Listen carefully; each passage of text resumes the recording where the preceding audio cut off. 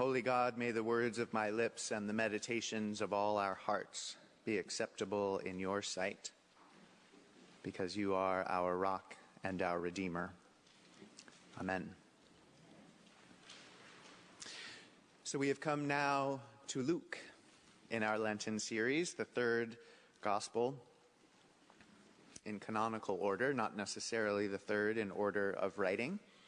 Luke is unique in many ways. First, as you have noticed, you who read it, it is the longest of the four canonical gospels. It does go on. In many ways, it's also the most sophisticated. First, it has a formal introduction at the beginning to tell you what it's for. Before the storyteller begins on the story, he turns to you, looks out through the page, and addresses you. Here's what he says.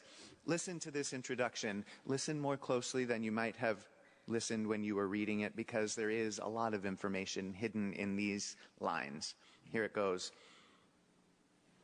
Luke 1:1. Since many have undertaken to set down an orderly account of the events that have been fulfilled among us, just as they were handed on to us by those who from the beginning were eyewitnesses and servants of the word, I too decided, after investigating everything carefully from the very first, to write an orderly account for you, most excellent Theophilus, so that you may know the truth concerning the things about which you have been instructed. End quote.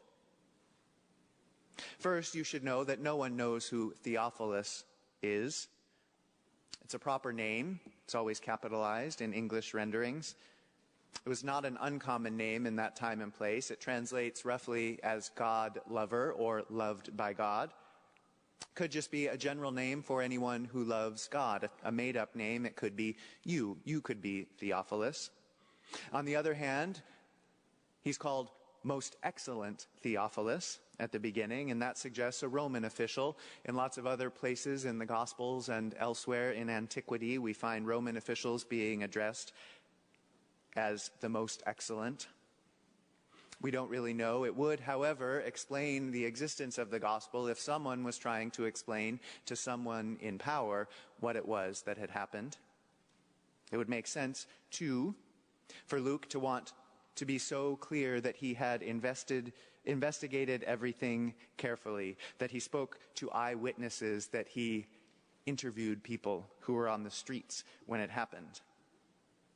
It would explain why he wanted to write an orderly account instead of the stories that were circulating, or maybe other gospels that he didn't think were quite so orderly. If he had something to prove to someone in power, he might write such a gospel as Luke.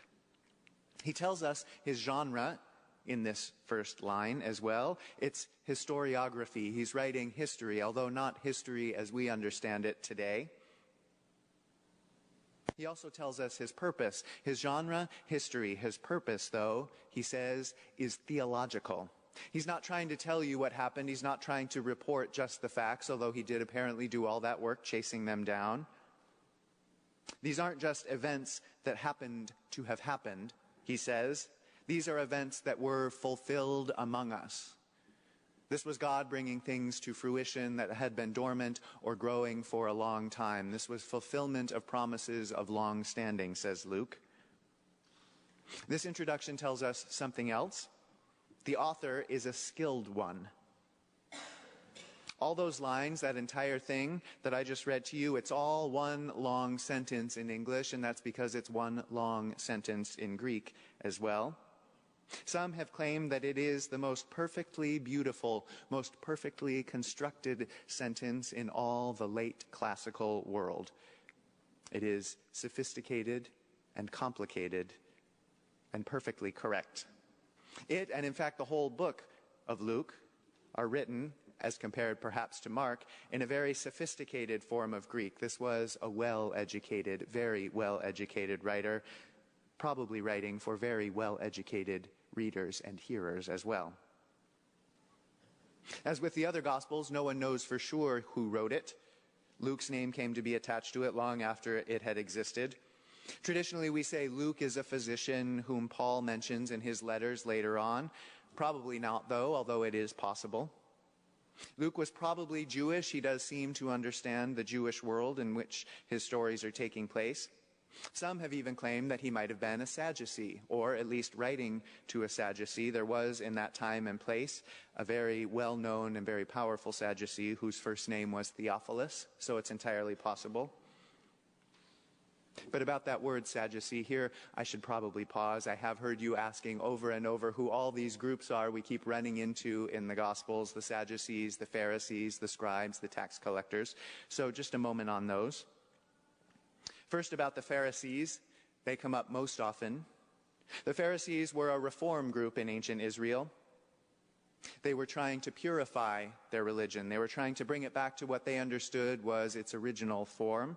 They did this by making purity rules that most of the time were only applied to people working in the temple. They wanted to take those purity rules and bring them into everyday life, to have people following them in their homes. They were very like Jesus. They hung out together a lot. This is why they fight so much. Think about your siblings. Who do you fight with more than your siblings? Who do you make a bigger deal about the difference between you and this person? Except for people who are very like you. If you're wildly different, it's obvious to everyone. If you are very alike, you spend a lot of time defining yourselves over and against one another. In Mark, the Pharisees are always Jesus' enemies. In Luke, sometimes it seems like they're friends, or at least friendly. Certainly, Jesus spends a lot of time eating in their houses and hanging out with them.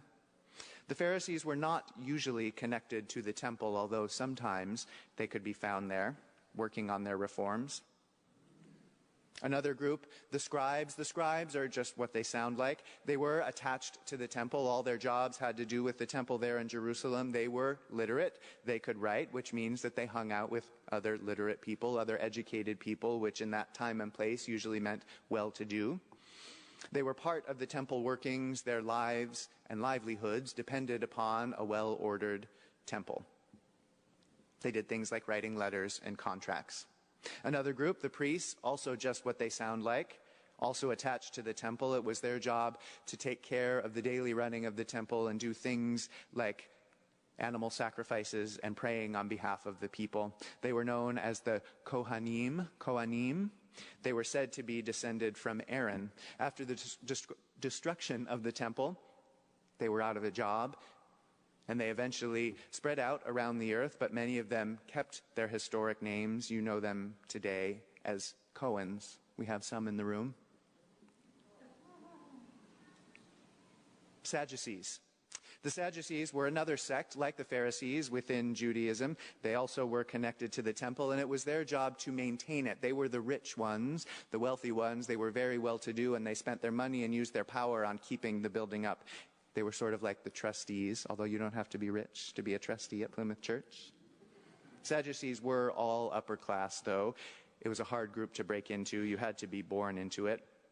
For what it's worth, they did not believe in the resurrection that Jesus and the Pharisees believed in. You can see that conflict playing out in several places in the gospel. Last but not least are the tax collectors. These are Jewish people working for the Roman occupation, working for the empire, and they did just what it sounds like, and they were just as beloved as tax collectors in every time and place are. Although there was an added piece of tension in their lives, because many Jews understood them to be betraying not only their purses, but also their religion. So when a tax collector came knocking on your door looking for money, you were resentful not only that you had to give money, but also that they had gone over to the dark side. They were working with the oppressor, collaborating with the people who were keeping you down. Which is one reason why when Jesus spends time with them and even converts some of them and even makes some of them his disciples, so many people around him are so mad at him for doing it. But back to Luke. We don't know who he was writing to. Whoever it was, whatever reason he had for writing, he came up with some of the best stuff in the entire Bible. Luke is the Christmas gospel. Matthew has some pieces of the infancy narrative, but Luke has most of the good stuff. He has the birth of John the Baptist. He has the Annunciation to Mary. He has Zechariah's song. He has Simeon's song, the Nunc Dimittis, if you know these words. Zechariah's song is known as the Benedictus. Mary's song, the Magnificat, my favorite part of the entire Bible. He has that great birth narrative that starts with Caesar Augustus and Quirinius that you have written in your brain. It's inscribed in your brain if you've been to as many Christmas Eve services as most of us have. He has some of the most beloved of Jesus' parables that don't show up anywhere else. The Good Samaritan is there, the rich man and Lazarus are there, and of course the one we heard today, the prodigal son. In Luke, Jesus doesn't preach the Sermon on the Mount, he preaches the Sermon on the Plain, although much of it is very similar, except you will have noticed, perhaps, in the Beatitudes and other places, he puts a bit more of a point on the Beatitudes than Matthew does. It's not the poor in spirit that are blessed. It's just the poor. It goes on in that way. Luke has a special concern for the poor and the dispossessed, the weak and the oppressed. Luke's Jesus cares about them too, and I don't know if you noticed or not, but he is angry at the way they've been treated. All those woe unto yous. I don't know if I saw a single woe in the other two Gospels we've read so far, but there was one every other line there. Jesus spends his life with his finger pointing in Luke. Luke also has the episode in the temple at his birth when his parents bring him to present him, and Simeon and Anna jump out of the shadows to tell his parents what he's going to be and how he's going to die. There's the episode when he was 12 and ran away and went to the temple, the only childhood story of Jesus that we have in the Bible. In fact, in Luke, the story just keeps returning to the temple.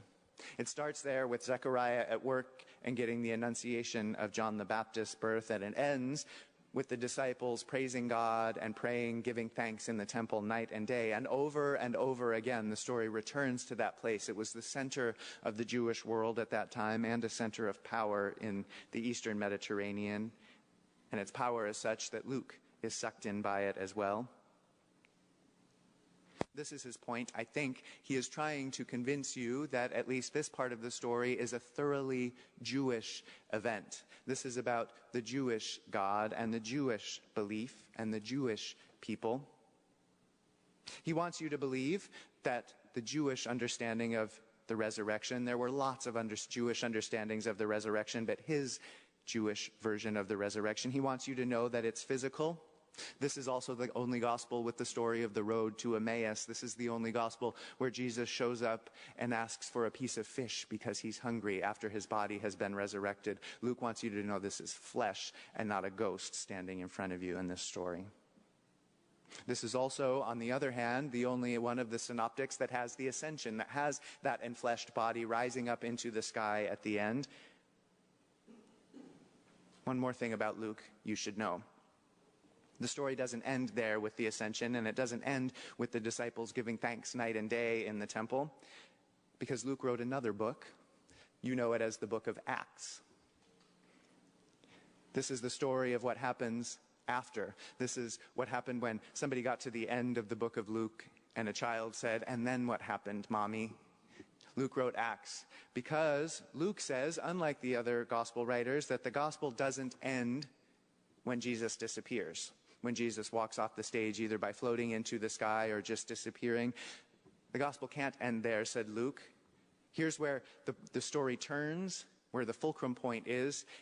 From here on out, it's the church being born. Acts is the story of people organizing themselves, looking at one another after that ascension into heaven and saying, now what? And Luke says that story is not complete without the organization of the church, without the disciples going out into the world, becoming apostles, those who have been sent, converting those whom they can, putting their lives on the line, worshiping night and day, sharing all they have in common, taking care of the poor, and singing to God.